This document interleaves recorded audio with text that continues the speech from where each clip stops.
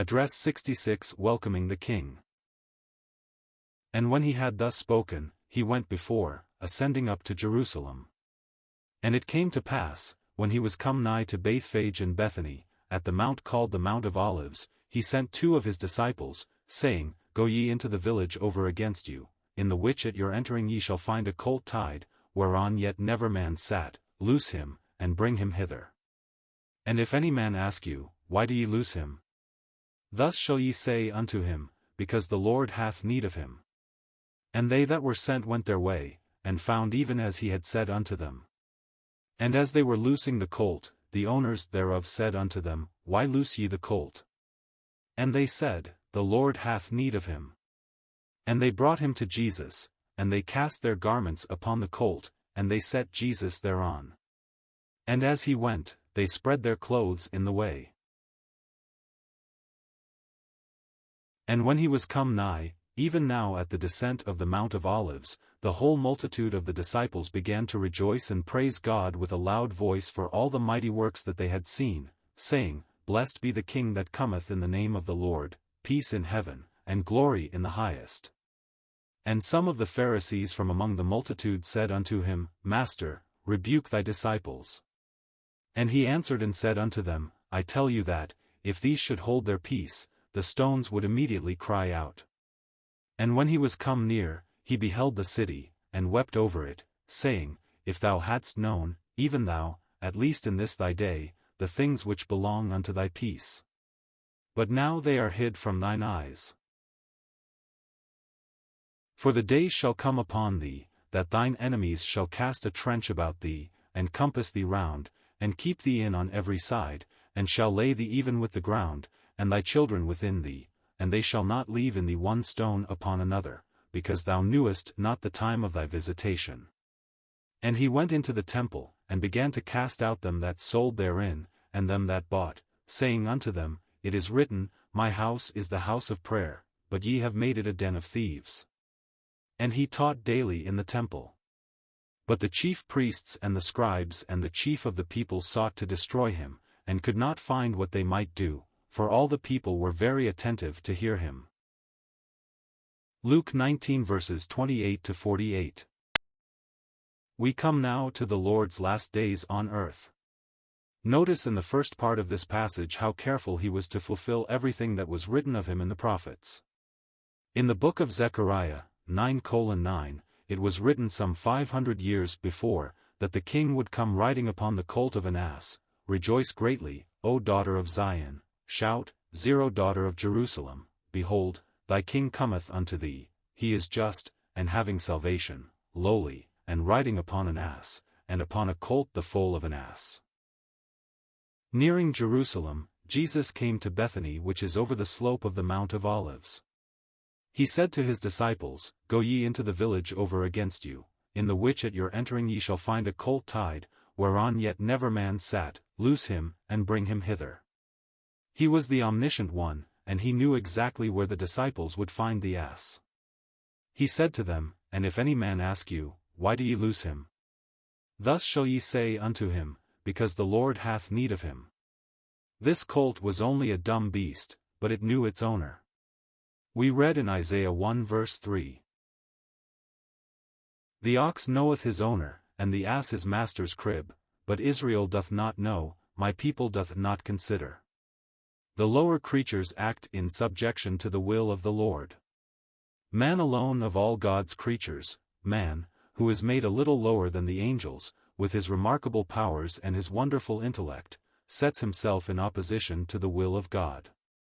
Jesus sent his disciples over to get this colt, and we read that it was one whereon yet never man Saturday.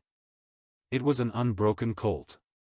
You know that, ordinarily, it takes a rider of some dexterity to break in a colt, but here we find this unbroken colt in complete subjection to the will of its creator. The one who was to ride that colt was the Creator whose power had brought it into existence. And they that were sent went their way, and found even as he had said unto them. And as they were loosing the colt, the owners thereof said unto them, Why loose ye the colt? They answered as they had been instructed by the Lord, and the owners gave consent to take him and use him as Jesus desired. And they brought him to Jesus, and they cast their garments upon the colt, and they set Jesus thereon. So he began his so-called triumphal entry, and the people hailed him as their king as they led him into the city. And when he was come nigh, even now at the descent of the Mount of Olives, the whole multitude of the disciples began to rejoice and praise God with a loud voice for all the mighty works that they had seen, saying, Blessed be the King that cometh in the name of the Lord, peace in heaven, and glory in the highest. Another scripture was fulfilled as the people were doing all this. Long years ago, in the 118th Psalm, ver. 26, it was written that the people should greet their king with the cry, Blessed be he that cometh in the name of the Lord. And so his disciples and the little children who had heard of the promised king, shouted with joy as he entered his capital, for they thought he was immediately to set up his kingdom. They had to learn that there could be no kingdom for him before the cross, that he must die for our sins before he could establish his throne in power and glory. So in the next verse of that 118th Psalm, ver. 27, we read, Bind the sacrifice with cords, even unto the horns of the altar. He was to offer himself a sacrifice on our behalf ere he could take his great power and reign. The religious leaders of the people who professed to be waiting for the Messiah were out of sympathy with all this. They looked on with indignation and turned to the Lord himself and said, Master, rebuke thy disciples. They would have had him repudiate the extravagant claims, as they considered them, which the disciples were making on his behalf. But Jesus, instead of rebuking them, rebuked the critics and said, I tell you that, if these should hold their peace, the stones would immediately cry out. Those who welcomed him with cries of joy acted as the scriptures predicted. It was foretold by God that they should receive him in this way. If they had not done so, the stones would have cried out to welcome the glorious King. So he entered the city, but he did not find the populace ready to receive him. He came unto his own, and his own received him not. His own, in the original text, is neuter. First it refers to his own things. In the second instance, it is personal and refers to his own people. He came unto his own things, and his own people received him not. Here we behold him coming to his own city, and his own temple, but his own people, the nation that had been waiting for him for so long, received him not. Knowing exactly what their attitude was to be, his great heart was breaking as he looked down over the city and realized all that Israel must suffer in the centuries to come as well as in the near future. He wept over the city. He saw, as no one essay could, all the sin and iniquity of which the people of Jerusalem were guilty. This is one of the 3 times when he is said to have wept. What a sad sight must any one of our great cities present to the all-seeing eyes of our Lord as he beholds them today. Beneath all the outward splendor of architecture, beautiful parks, schools, and great business houses, his holy eyes discern all the hidden sin, the selfishness, the unbridled lust, the vice and corruption, the hypocrisy and hardness of conscience which call as loudly for judgment now as the evils tolerated in Jerusalem cried to God for destruction so long ago. Jerusalem was the city Jehovah had chosen to place his name there, and he was rejected. Its men and women preferred to go on in their own godless ways. As he wept over the city he exclaimed, If thou hadst known, even thou, at least in this thy day, the things which belong unto thy peace. But now they are hid from thine eyes. If thou hadst known. But they did not know. That was the trouble with people then, and that is the trouble with people now, they do not know. There is a solemn pathos in his lament. They might have known, but there was no desire to understand, and so they had to suffer for their willful ignorance. We read that Peter said to the people concerning the crucifixion of our Lord, Through ignorance ye did it. They did not understand, neither did the princes of this world, for had they known it, they would not have crucified the Lord of glory. In the day of judgment we shall not be able to say, I did not know who Jesus was.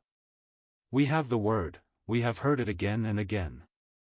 The people of Israel did not know, and because they did not know, they fulfilled their own scriptures in rejecting their Messiah. If thou hadst known. It was too late.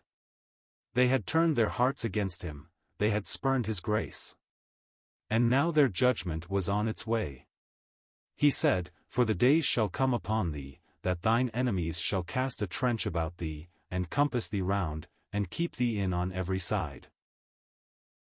He foresaw the Roman armies under Titus surrounding the city and cutting off all sources of provision for its trapped populace. Graphically he portrayed what became actual history 40 years afterward. It was all fulfilled literally when the Roman legions besieged the city, and at last entered it and destroyed its great buildings as Jesus had predicted. "And shall lay thee even with the ground, and thy children within thee, and they shall not leave in thee one stone upon another, because thou knewest not the time of thy visitation." Think of a statement like that. As the disciples looked upon that vast city with its great and wonderful buildings, and the Lord Jesus dared to say that not one stone should be left upon another. It must have seemed, even to his disciples, as though his words never could be fulfilled literally, yet in due time they were, carried out to the letter, for Jerusalem became but a ruined heap. Long before, God had declared, "Therefore shall Zion for your sake be plowed as a field, and Jerusalem shall become heaps." Micah 3 verse 12. God's word never fails. All that he has declared must come to pass. Notice the reason for all this, because thou knewest not the time of thy visitation. God himself had come to them in the person of his Son, but they realized it not. Unsaved one, this is the time when God is visiting you, and if you refuse him, some day you must stand before him in judgment, because you knew not the day of your visitation. "And he went into the temple, and began to cast out them that sold therein, and them that bought, saying unto them, It is written, My house is the house of prayer, but ye have made it a den of thieves." In that temple everything spoke of him. He acted as son over his own house, Hebrews 3 verse 6, in casting out those who sought to commercialize that which had been dedicated as a house of prayer for all nations. It was presumably for the accommodation of visitors from distant lands that the money changers and vendors of doves, and so on, were first given places in the temple courts, but through covetousness they made merchandise of these things and so dishonored God. From that time he taught the people in that temple until the time came when he was to be offered upon the cross.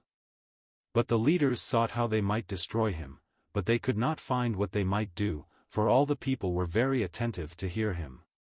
Doubtless many in the crowds that heard his words were brought to trust in him eventually, and we may be sure that numbers of them were among that great throng on the day of Pentecost when many accepted him as Savior and owned him as their Lord.